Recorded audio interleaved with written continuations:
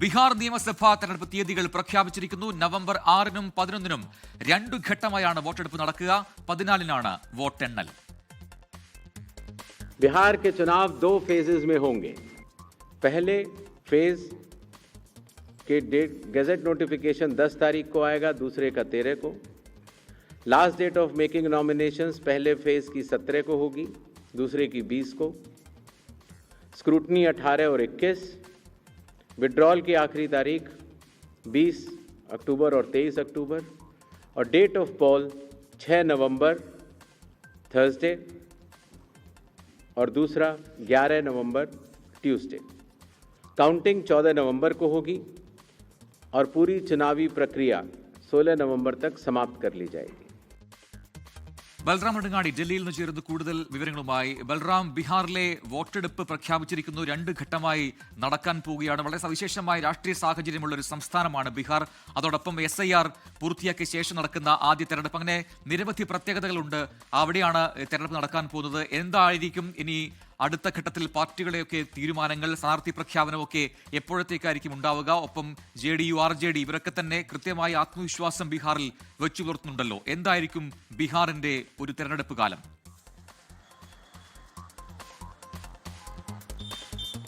പ്രജിൻ സൂചിപ്പിച്ച പോലെ തന്നെ ഒട്ടേറെ നിർണായകമായ സാഹചര്യങ്ങൾ ബീഹാർ തിരഞ്ഞെടുപ്പ് പ്രഖ്യാപിക്കുന്ന സാഹചര്യത്തിൽ ഉണ്ട്.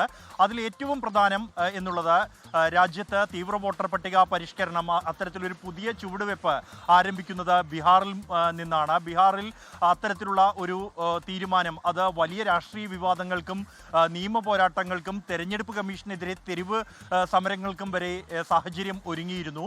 എന്തായാലും ഈ കേസ് സുപ്രീം കോടതിയിൽ നിലനിൽക്കുകയാണ്. അല്ലെങ്കിൽ നാളെ ആ ഹർജികൾ സുപ്രീം കോടതി പരിഗണിക്കാനിരിക്കെയാണ് ഇന്ന് ഈ ബീഹാറിലെ നിയമസഭാ തിരഞ്ഞെടുപ്പ് മുഖ്യ തിരഞ്ഞെടുപ്പ് കമ്മീഷൻ പ്രഖ്യാപിച്ചിരിക്കുന്നത്. ബീഹാറിൽ കഴിഞ്ഞ 2 ദിവസവും കമ്മീഷൻ സന്ദർശനം നടത്തുകയും സാഹചര്യങ്ങൾ വിലയിരുത്തുകയും ബീഹാർ നിയമസഭാ തിരഞ്ഞെടുപ്പിനായുള്ള എല്ലാ തയ്യാറെടുപ്പുകളും പൂർത്തിയാക്കിയതായി അറിയിക്കുകയും ചെയ്തിരുന്നു. തുടർന്നാണ് ഇന്ന് വൈകിട്ട് അല്പസമയം മുമ്പ് പ്രഖ്യാപനം തിരഞ്ഞെടുപ്പ് കമ്മീഷൻ പൂർത്തിയാക്കിയത്. ബീഹാറിൽ രാഷ്ട്രീയ പാർട്ടികൾ ഈ സന്ദർശന വേളയിൽ ആവശ്യപ്പെട്ടതിന് സമാനമായി തന്നെ ഛഠ് പൂജയ്ക്ക് ശേഷമായിരിക്കും തെരഞ്ഞെടുപ്പ് നടക്കുക.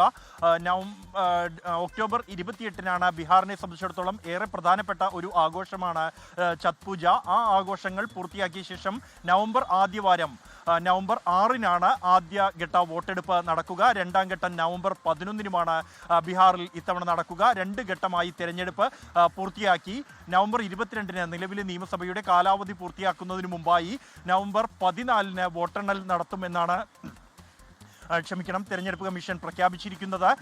ഈ ഒരു സാഹചര്യത്തിൽ തെരഞ്ഞെടുപ്പിനെ സംബന്ധിച്ചിടത്തോളം ഈ 2 മുന്നണികൾ ഇഞ്ചോടിഞ്ച് മത്സരം കാഴ്ചവെക്കുന്ന ഒരു സംസ്ഥാനമാണ് ബീഹാർ എന്നുള്ളത് യാഥാർത്ഥ്യമാണ്. കഴിഞ്ഞ നിയമസഭാ തിരഞ്ഞെടുപ്പിൽ തന്നെ ബീഹാറിൽ വലിയ ഇഞ്ചോടിഞ്ച് മത്സരമായിരുന്നു ഉണ്ടായിരുന്നത്. അത്യന്തം ആത്മവിശ്വാസം ഒരു ഘട്ടത്തിൽ മഹാസഖ്യം പ്രകടിപ്പിച്ചിരുന്നു.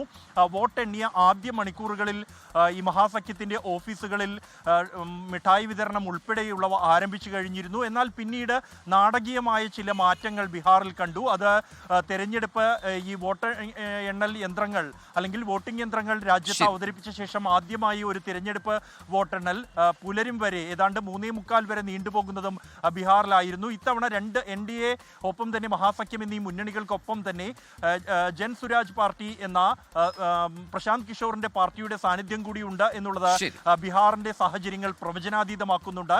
ആർക്ക് അതിന്റെ ആനുകൂല്യം ലഭിക്കും എന്നുമായിട്ടുണ്ട് ഈ ഒരു ഘട്ടത്തിൽ തന്നെ. ശരി, ബൽറാം നെടുങ്ങാടിയാണ് ഡൽഹിയിൽ നിന്ന് വിശദാംശങ്ങൾ നൽകിയത്.